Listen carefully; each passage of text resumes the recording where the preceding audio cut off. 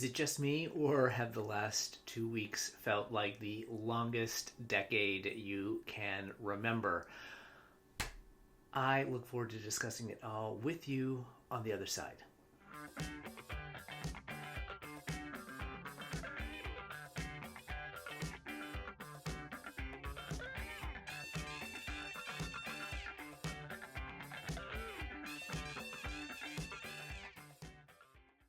Hello, and welcome to this episode of Gary Knits, Gary Rides, a Craftivism podcast at the intersection of making things and doing good. My name is Gary. I am a knitter and a crocheter, and every couple of weeks I jump onto YouTube to not only show you what I'm working on, but to give you some ideas for how you can combine your love of crafting with doing some good in the world. You can find me on social media, on Instagram as Gary Knits, Gary Rides, and over on Ravelry as Gary Knits and Rides. Everything that I discussed today, from patterns to yarn to craftivism ideas, are going to be linked down below in the show notes. Here is a QR code, so if you're not watching this on your mobile device, you can scan that and get access to the Google Docs with all the links for everything I talk about today. I hope you're doing well. It has been a couple of weeks. I have been incredibly busy. There's been a lifetime worth of stuff that has gone on in the world, so we're going to get into it a little bit. Before I jump into kind of what's been going on the last couple of weeks, I did want to mention up front that we are in the final few days of access to be able to purchase Season 9 of KnitStars, of which I am a part. My masterclass is going to drop on December 1st with a whole bunch of other folks, and this is the last chance you are going to have to pick up this season this year. I'm sure at some point in the future, when season 10 comes around, you'll be able to buy season 9 again. But if you want to have access to it when it drops, or when the bulk of it drops, you need to get doing that this week. There's a link down below, which is my affiliate link. If you would like to support me and you use that link, then I will get a commission from the sale. Just a little bit about my class. We do a deep dive on craftivism, which is what this channel is all about. So how to run a knitting charity event, how to run a make along and a knit along, crochet along, how to maybe combine those two. So lots of great information on that. And then project wise, I do a deep dive on self-striping sock yarn, which if you look behind me, there is plenty of in my stash, and I have always intrigued with new ways to use that beyond the sock drawer. So that's kind of what I did some exploration on that I walk through in the class. Ultimately, we get to my project, which is the permission slip stitch hat and mitt set using lovely yarn from Biscotte Yarns. So I walk you through that process and some of the tips and tricks in making that project. Just so you know, this will also be the last chance you have once you sign up for the season. Then you get access to the yarn kits. So the kit that I use, that Biscotte and I put together, will be available for you if you sign up for this season. So follow the link down below to get the season. There are a ton of great classes. I think 4 of them have already dropped. So I know Carol Fellers has dropped, Gudrun Johnson and Hazel Tendles have dropped, and I'm not sure who, I think maybe it's Emma Facios has dropped as well. But it's a great group of folks with a lot of really interesting topics, some very technique heavy ones, some more like mine, which are not as technique heavy, but a lot of really fun projects that got developed over this year. So it's a really fun season. There's a lot of extras. I think if you sign up now, you get access to our 19 questions, which is kind of like that Vogue 72 questions where you're walking and talking, where Shelley asks us some questions and we have rapid fire answers. There's also going to be live Q&A sessions that are available for owners of the season as well. So again, I think it closes up on the 21st in preparation for the big drop on December 1st. So if you're interested, I hope you do that. So as I mentioned, it has been a couple of weeks. We'll start with the fun stuff first. I had 2 back-to-back trips to New York City for business. It's always a joy to go to New York City for me, which is what I still consider home. And because of this time spacing of the meetings I had, it didn't make sense really to stick around there and pay for hotels and all that stuff. So I came back and then flew back again. I did spend a couple of extra days during the first trip. It had been a while since I had been. My husband didn't get to come with me this time, unfortunately. But I got to see a lot of friends, have a lot of good food, saw a lot of shows. I think across the 2 trips, I think I saw 7 shows total. And that first trip, I saw 5 shows in 4 days. So that was a lot of fun. And for the most part, they were all really good. Let's see if I can remember exactly. I first started out, I saw Oh Mary, which is this crazy farce about Mary Todd Lincoln and Abraham Lincoln, and it's incredibly silly, but very, very fun. Then I saw Stereophonic, which won the Tony last year for Best Play, kind of a fictionalized version of the recording of Fleetwood Mac's Rumors. So it's just an English-American band, and they're all like messed up on drugs and all having affairs with each other. And it kind of goes through the recording. So it's not a musical, but it is a play with music. Very, very good. I felt it was a little bit of a slow burn, but by the time the music started, I thought it was excellent. It's very long. I saw the new Sunset Boulevard production. Choices were made.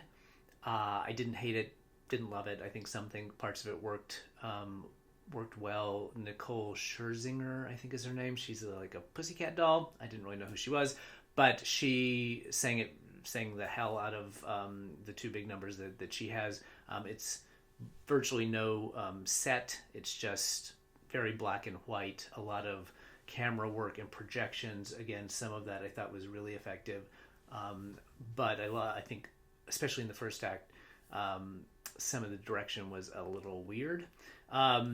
Saw Yellowface, which is a David Henry Hwang play with my niece, which was very, very funny and good. It's closing soon.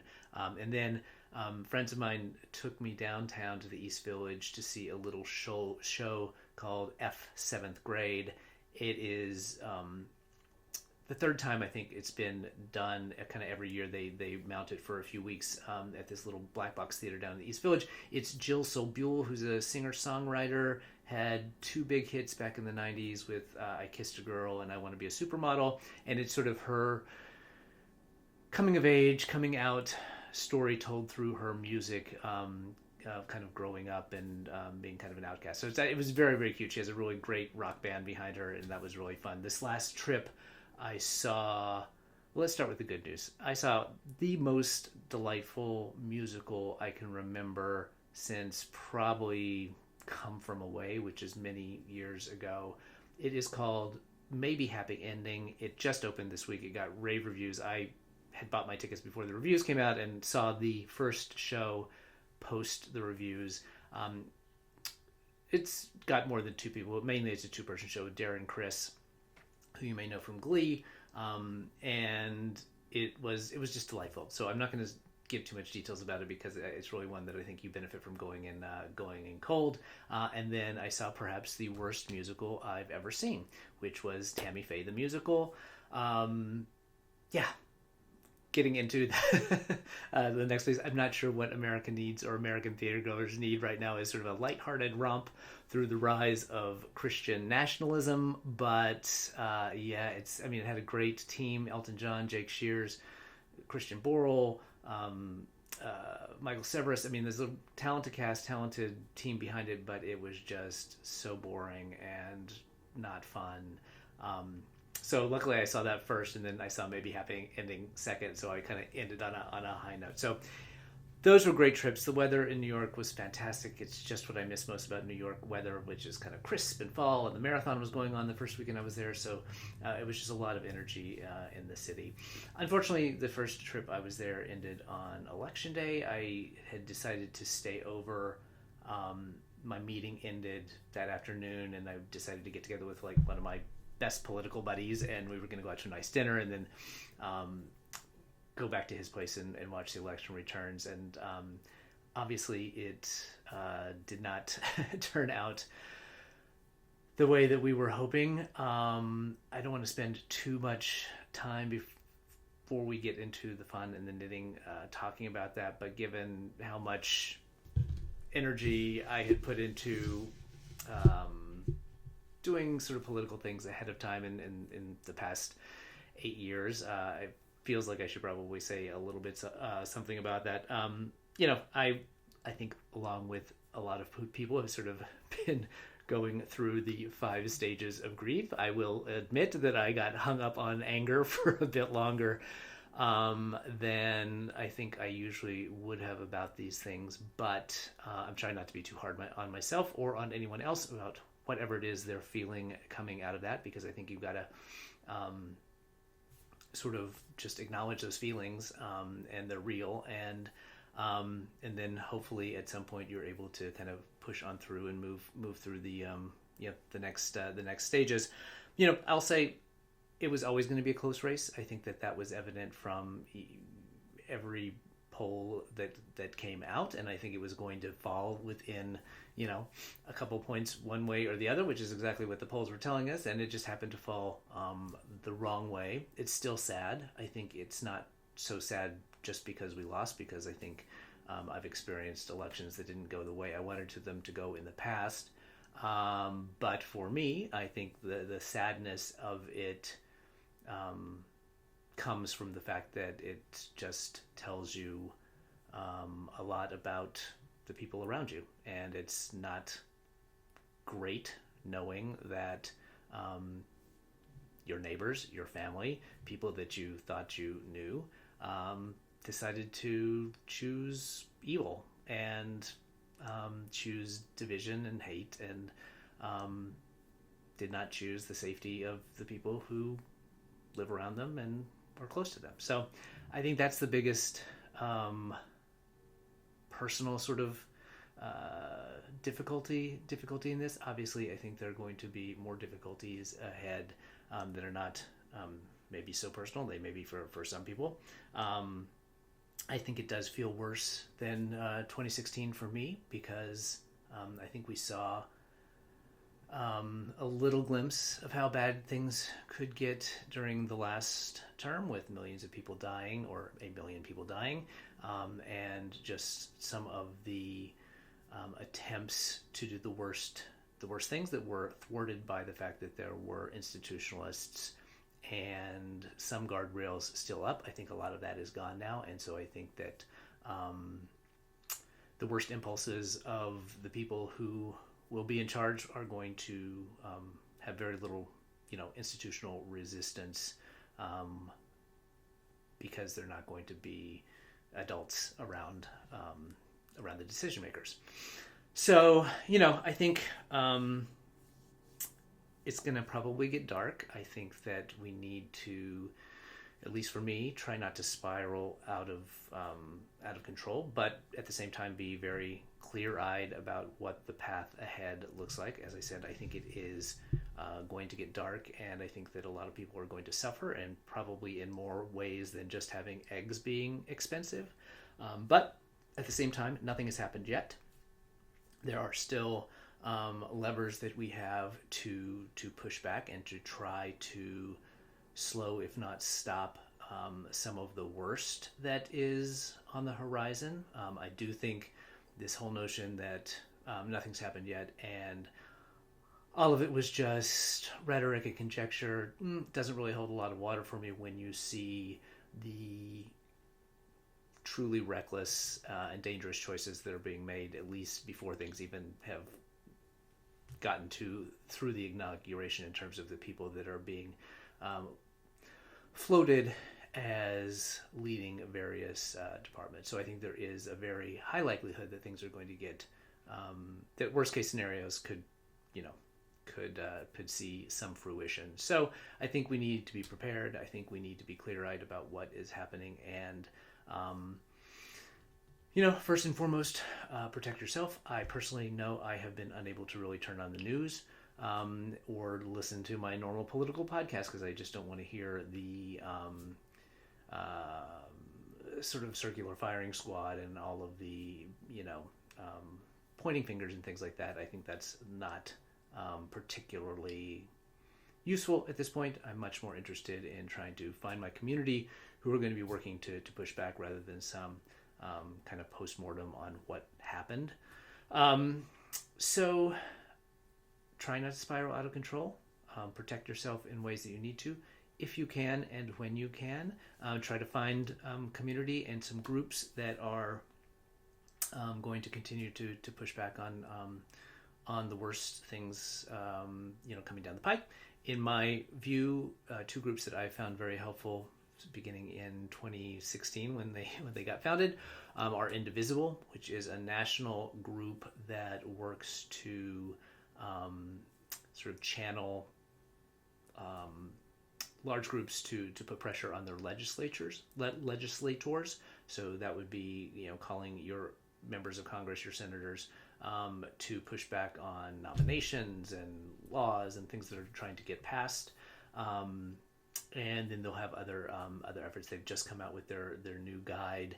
I'm going tomorrow to my local Indivisible group, which I have committed to at least standing for election. I don't know that I'll get elected, but to leading for the next couple of years. So I will be very plugged into that, and I will bring anything I can here. The other group is called Sister District Project. They focus on the state level, primarily on flipping state legislatures. So one small bright spot in all of this is that 35% more houses of state legislatures are now in Democratic hands than were in 2016 when the first term happened.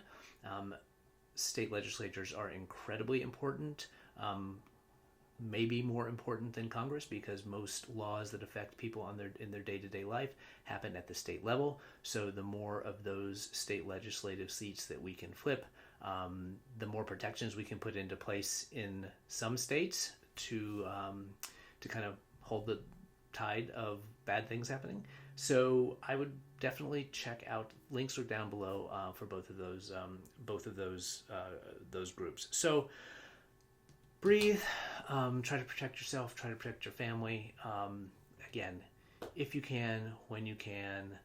There are going to be groups that are working, and it's going to take a big effort. I mean, I think it feels like it was a much bigger loss in terms of numbers than it was. It was barely a majority of the people who voted.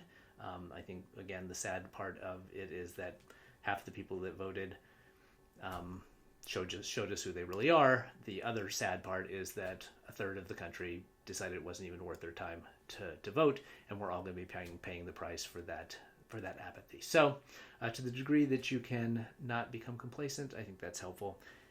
And that is what I will say about the election. Let's talk about some craftivism. There are some fun things going on. There are several cold weather drives, so 'tis the season for folks to be pulling together hats and scarves and gloves for the less fortunate in their communities. Two that I wanted to highlight. So if you are a Chicagoland resident, Die Hard Yarns in Oak Park, Illinois is doing a drive where you can bring your cold weather items to the shop there. They're also doing some in-store stitching events, so you can get together and work on projects for their cold weather drive. So check that out. Here in California, a maker who's online as Elise Made, so here she is. She's organizing an event called Knit for Our Neighbors. Again, is collecting cold weather accessories to then distribute to folks in need, and you can drop those off at 3 local yarn stores in the Bay Area. So that is Uncommon Threads, Coven of Stitches, and the Royal Bee. In terms of other things, Optimistic Soap Co., who I talk about all the time, but I love Molly. She's a fantastic force for good in the crafting space. She is donating $2 for every bar of soap that she makes through the holiday season to abortion access and to humanitarian aid in Gaza. Another thing to note from Molly, so if you'll recall, Molly was the organizer of the Makers for Harris Instagram feed account, where she highlighted makers who were doing fundraisers for the Harris campaign, and she has decided to take that. She's changed the name to Creatives for Change, and it's going to be a place where anyone who's doing fundraisers in across all sort of making communities, fundraisers for progressive causes. She's going to keep that open and continue to highlight things that are going on there. So if you are a yarn dyer, if you are a maker of any kind that has a fundraiser that is going to be donated to progressive causes, make sure you tag her or send her a DM so that she can highlight you in the Creatives for Change account. One of those types of things that actually would fit in there, and I should reach out to her, is Finch Mod, who you may recall she's a yarn dyer and out of Texas, and she created the Pearls, Chucks, and Zero Fucks yarn color that was a fundraiser for the Harris campaign. She has a new fundraising skein out. It's called FAFO, or F Around and Find Out. Here's a picture of it. It's a beautiful blue, variegated, and $2 for every skein that she sells of that is going to be donated to, and I'm going to look at it, sorry, Equality Now org, which is an organization that empowers women and girls across the globe. So I think she has a pre-order for that up now. All the information is linked down below. So go buy your F around and find out yarn colors. I think we're all collectively in the find out phase of of that right now. The other thing that I wanted to mention in terms of a charity drive, I'm sorry, I wanted to group them together, but I messed up, is Friday Morning Charity, who you remember I had teamed up with last quarter to do a drive for Knit the Rainbow. They have announced their latest drive, which is running for this quarter, and that is Bethany House Services, which is a homeless services and shelter organization in Cincinnati.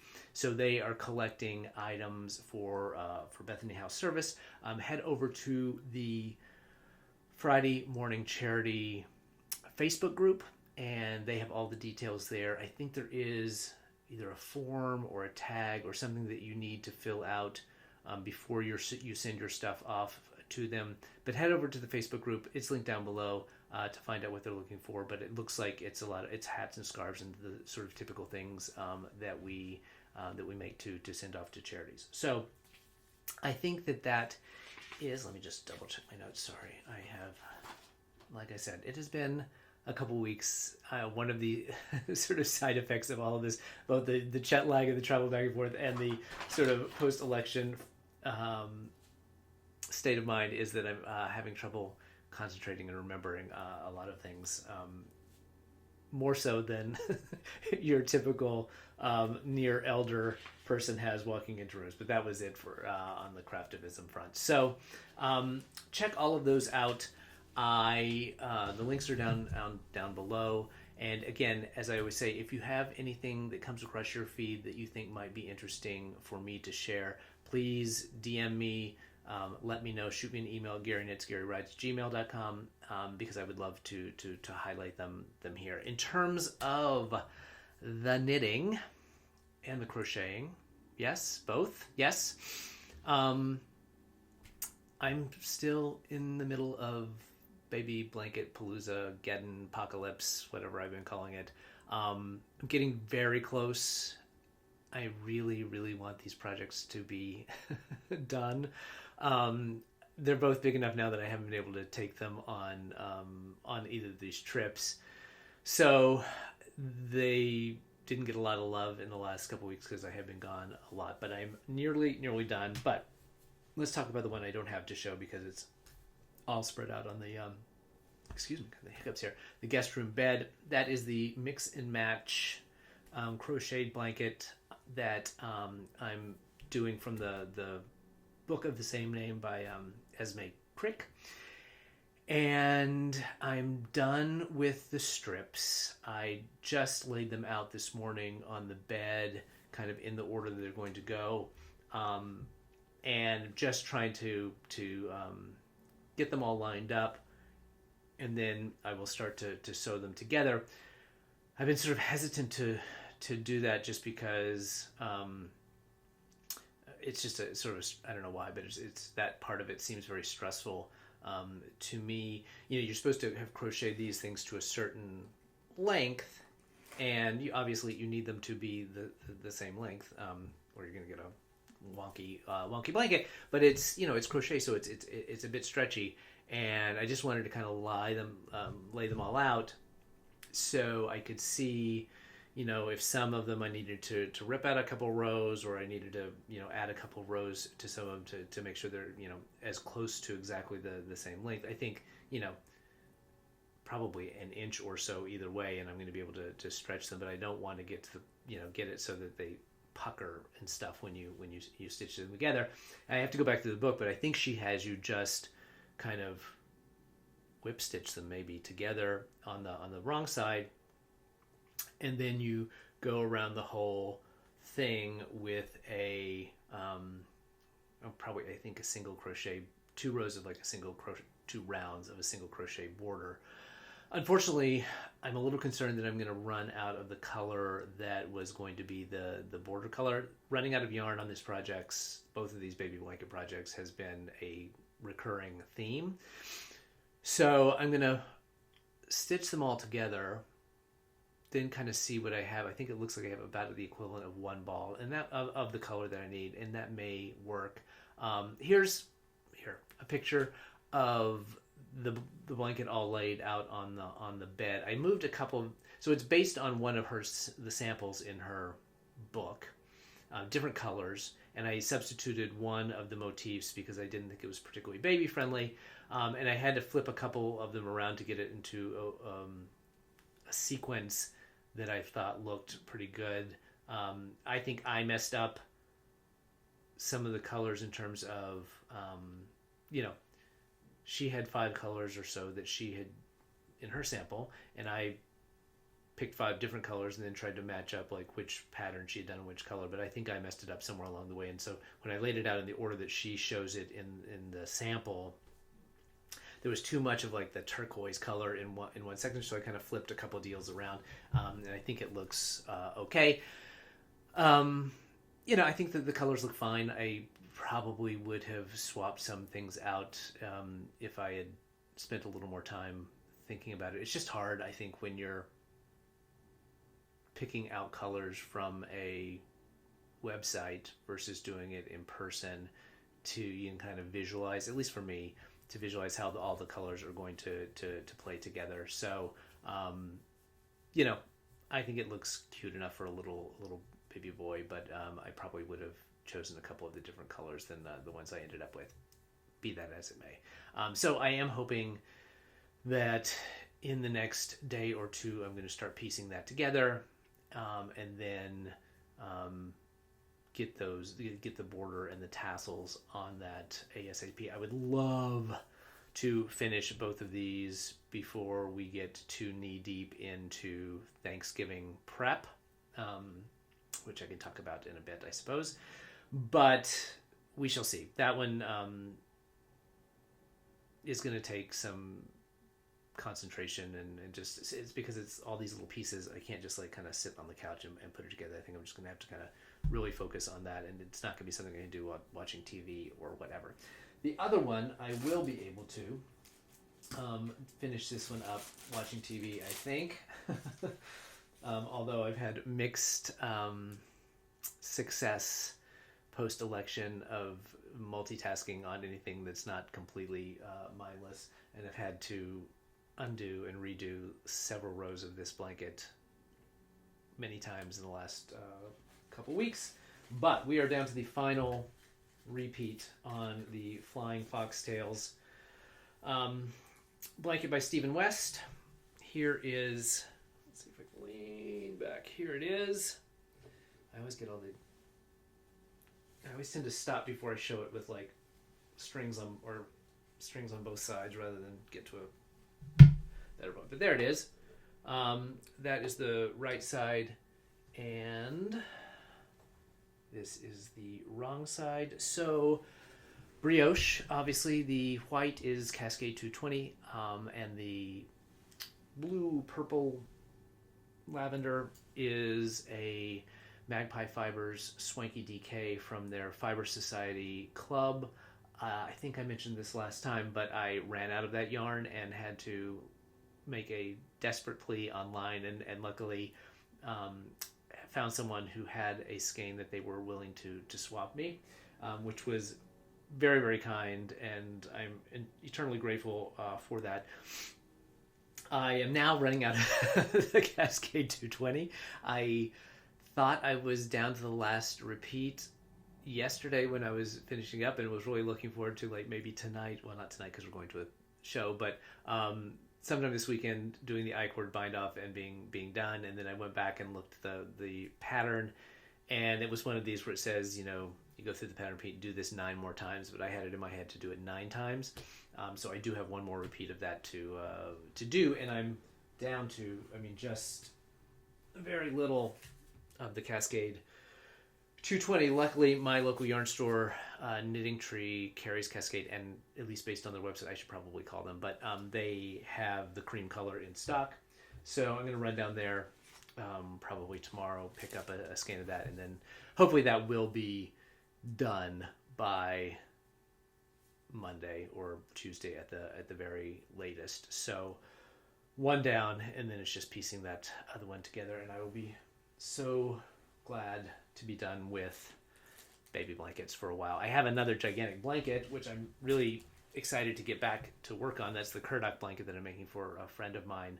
And I just have not even touched it in the last 3 weeks because when I'm home, I'm working on the baby blankets. When I'm traveling, I have 2 other projects that I've taken with me, which I've been able to make a lot of progress with because I've had, 12 hours of airplane travel in the last 2 weeks. So, but I am looking forward to wrapping those up and being able to kind of move on to this other blanket, and hopefully by the end of the year be done with all of my current whips and be moving on to new projects. In terms of, we'll talk about FOs at the end since I just completely glossed over it. In terms of other projects, I had finished something and needed a little small project to take with me in the car and different places. And so I just started, I had a single skein of, I don't even know what this is. It's Knit Picks cotton acrylic called Comfy. And I just decided to make another little baby gift. And so I'm making a barley hat from Tin Can Knits. Stockinette with a little garter panel. I've made this hat before. It's easy, it's fun, it looks great. So hopefully that'll be done here in the next little week, and I can send that off to a friend who's also had a baby. The projects that I've been working on for travel have been my 2 shawl scarf wrap projects. The first one, which I posted on Instagram this last week for Whip Wednesday. This is my Clapotis for Knitty Magazine's Clapotis Fest that is going on now. I'm hopeful that I am going to be able to finish this in time to be entering into all the prizes. But here it is. Oh, this is the wrong side, which I think looks good. I think the wrong side of the Clapotis looks maybe nicer than the right side. Anyway, here's the right side. This is being done. I'm doing the pattern as written. I have made no modifications to it in terms of the yarn. So this is Aran weight, so it's going to be quite large. This is being done in Lola Bean Yarn Co.'s Aran base. Can't remember which bean it is, but Aran base in the Wakabi colorway from her Black Panther. collection from a couple years back. I am done with the straight section, so I've done all of the drops on the first half of the project, and I've now started the decreases, which if you're familiar with the project, you do the drop stitches on both ends now. So I think I've done the first one over here, this first little bitty one. I've done the first drop stitch there. So it's going to move pretty quickly here since you're on the back side in terms of the decreases. I've got to wind the last ball of yarn, so I've gone through 300 gram skeins of the yarn so far. I have one more that I'm going to wind up and do. So I'm hopeful that once the baby blankets get wrapped up here in the next week, that I can get back to this and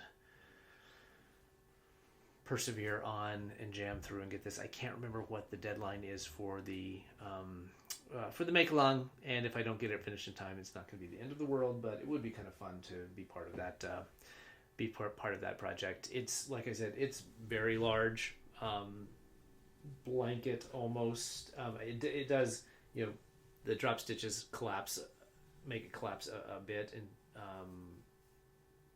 when it's not taut, when you taut like this, it actually stretches out. But I'm liking how it turns out. It's turning out, it's very autumnal. I think it'll be nice and cozy to have now that we're getting into a little bit of the cooler weather.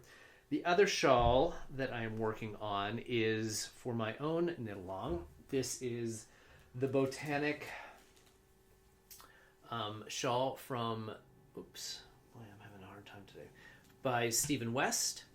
So this is for my West KAL, where we are all working on Stephen West designs. We started with the MKAL, but we're going through the end of the year, just either things that we had in our whip pile or things that we had wanted to work on and we didn't really want to work on the MKAL this year. This is being done in two colors. One is a solid from Urban Girl Yarns.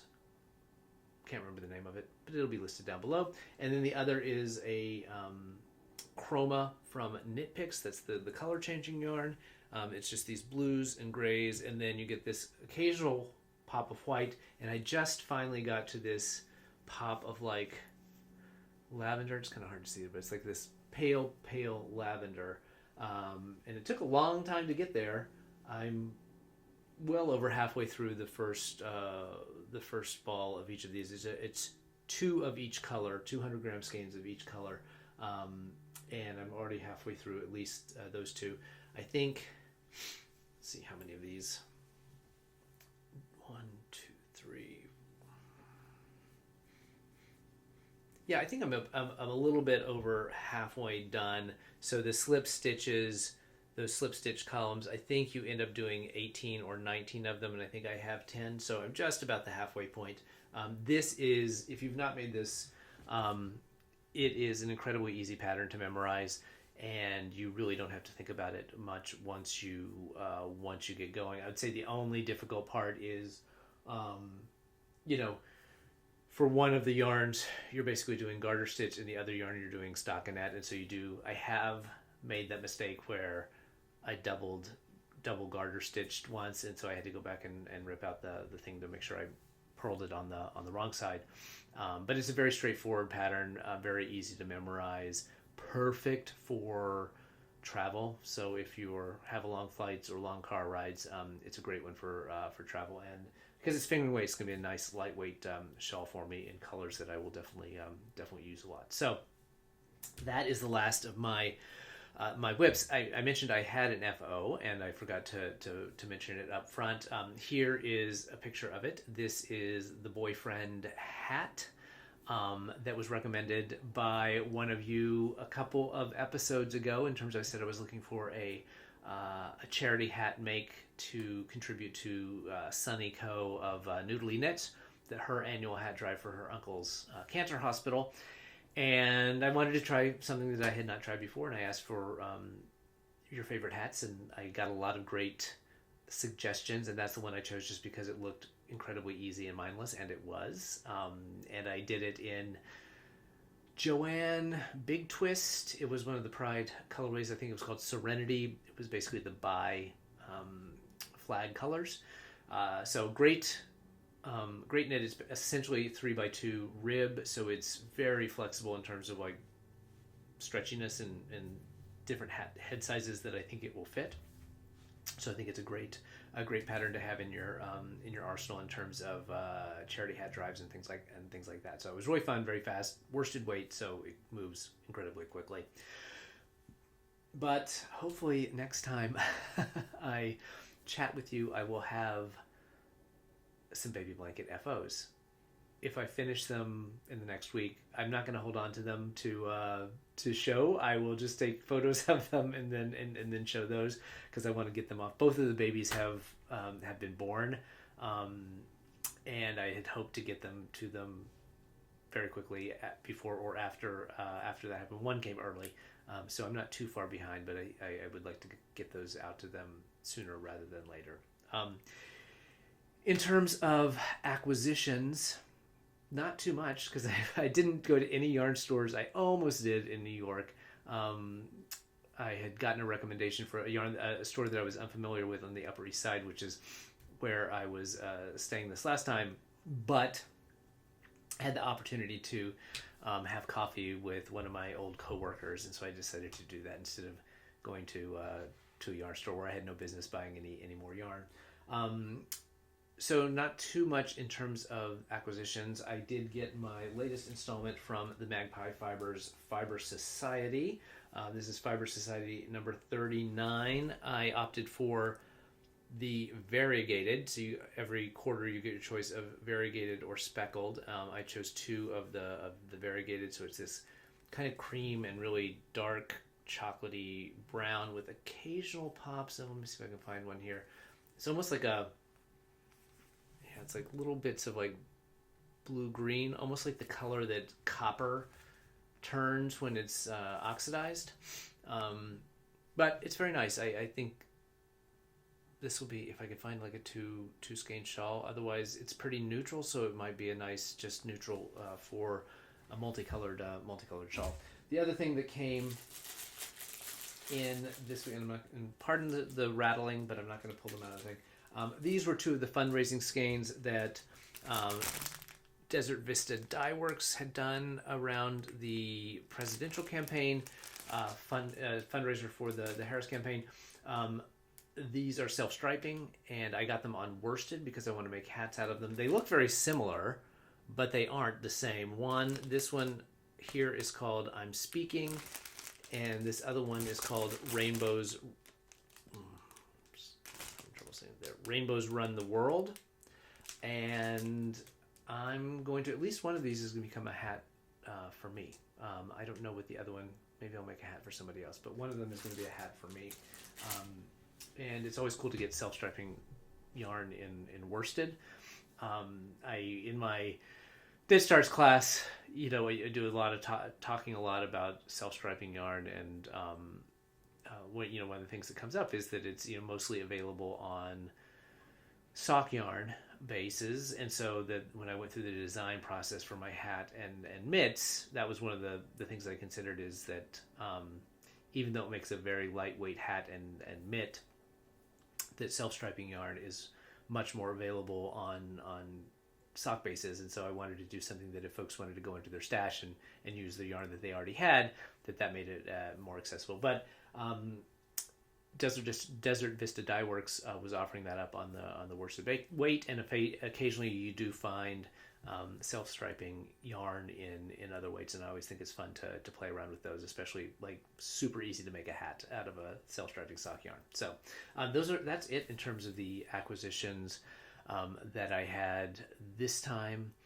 I think that is it. I don't know that I have any acquisitions coming up in the next couple weeks until I see you again. I do have some fun stuff happening. So tonight I said we're going to see the theater, which is I'm very excited to see that. It's a local production in LA of Stephen Sondheim's Pacific Overtures, which is one of the few Stephen Sondheim shows that I have never seen.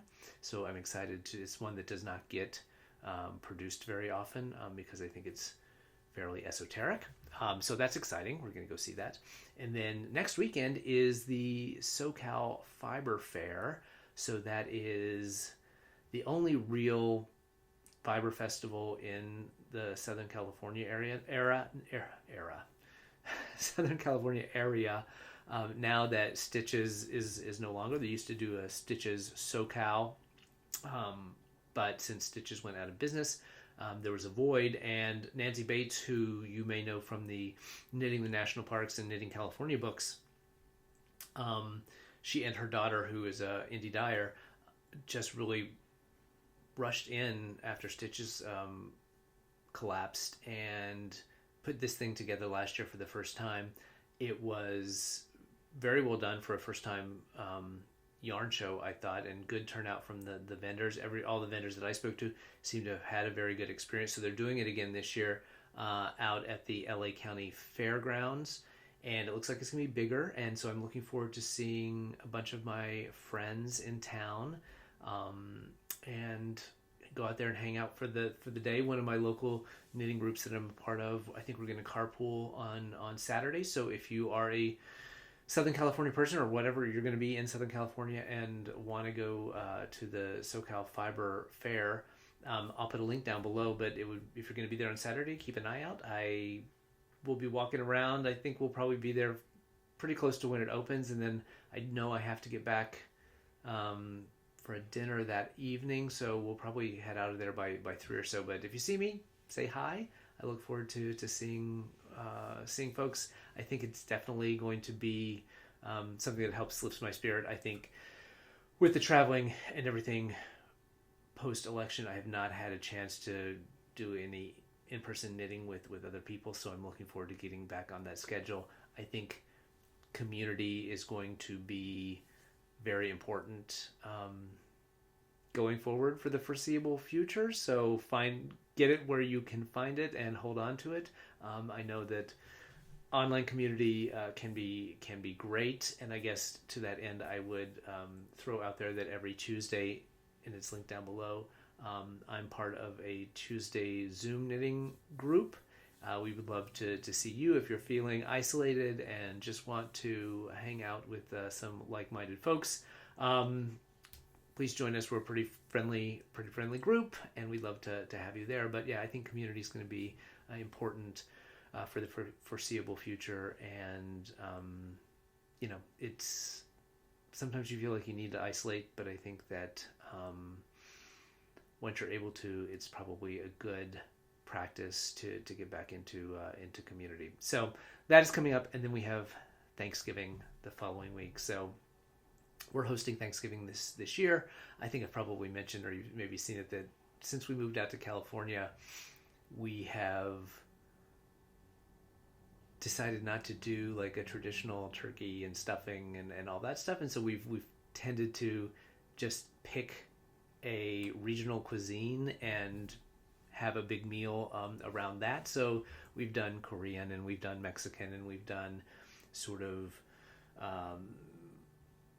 Middle Eastern, Levant kind of cuisine. And actually this is going to be a little bit of a repeat, because it wasn't last year, maybe 2 years ago, we had done most of the prep to have Indian Thanksgiving, and then my husband and I both caught COVID 2 days before Thanksgiving, so we had to cancel. But we had done a ton of prep and had a lot of things to freeze to use throughout the next year. But we're going to do Indian again this year. So I just went to the library and checked out a bunch of books. We had some Indian cuisine books, but I checked out some more. And so one of the things we're going to do over the next couple of days is start planning out the menu. So if you have any favorite Indian dishes, please let me know that as well. So that's kind of what's coming up on my end of things.